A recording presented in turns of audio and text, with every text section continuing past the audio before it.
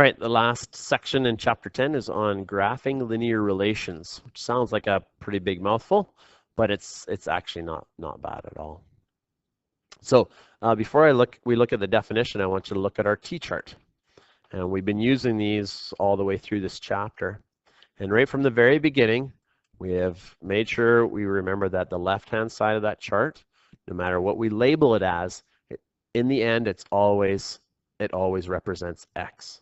And this one, no matter what we label this column, we remember that it always represents Y in the long run. Okay? So, a linear relation. Well, let's look at this. So, graphing linear relations. We are going to graph this, and we're going to graph it on a Cartesian plane. A linear relation is, linear just simply means a line. It's a straight line. And the relationship part is the relationship between the numbers that creates this line.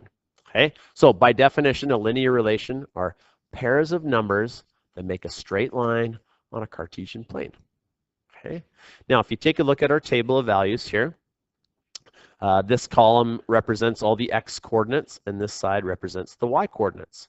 So our first one here, 1 and 3, those are our coordinates for that point. 2 and 5, those are the coordinates for that one. And 3 and 7, those are also coordinates. And 4 and 9 are also coordinates. So once we have all these coordinates, now we can take them and we can plot them. Oh, I forgot my first number already, 1 and 3. Okay, so on the Cartesian plane, we have 1 on the x-axis and 3. So it's going to go right there, 1 and 3.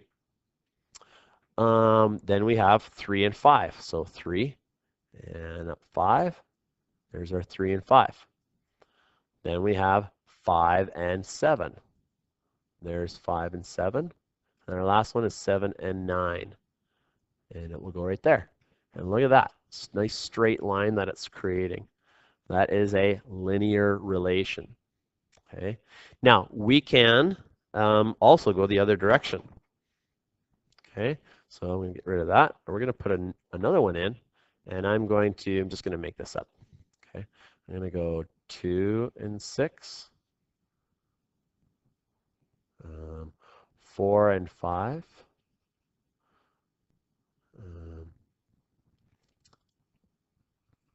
6 and 4. And this one here, 8 and 3. Okay, that would also create a linear relation, right?